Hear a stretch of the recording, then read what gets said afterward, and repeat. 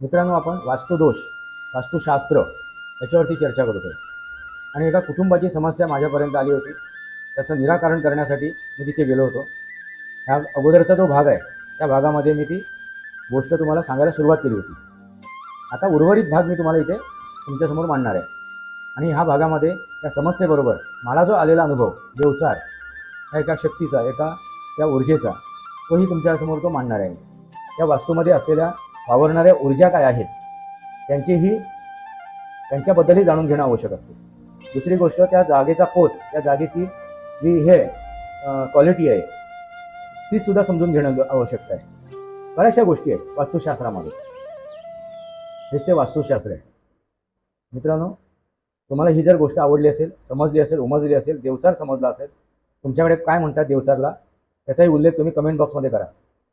हेच ते सनातनी वास्तव आहे. सनातनी वास्तव या माझ्या शृंखलेला सबस्क्राईब करा, बेल आयकॉन दाबा, माझे विचार पडसे लाईक करा, आपले विचार कमेंट बॉक्समध्ये मांडा.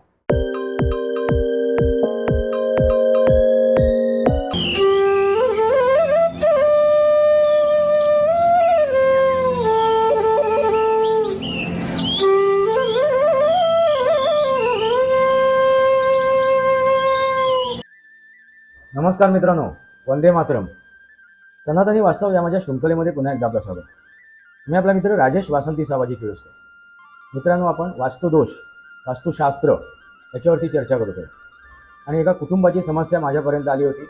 त्याचं निराकरण करण्यासाठी मी तिथे गेलो होतो. ह्या अगोदरचा जो भाग आहे त्या भागामध्ये मी ती गोष्ट तुम्हाला सांगायला सुरुवात केली होती.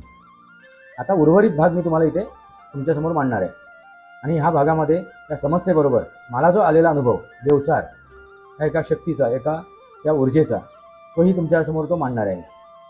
मित्रांनो, मी तिकडे गेलो, त्या जागेत वावरलो, बघितलं, तेव्हा माझ्या ती लक्षात आलं की इथे देवचार, ज्याला कोकणामध्ये देवचार म्हणतात, आपल्याकडे काय म्हणतात, कोण व्हिडिओ बघतोय, कुठल्या गावातून, कुठल्या राज्यातून, कुठल्या शहरातून बघतोय, त्यांनी त्याची नोंदसुद्धा करावी.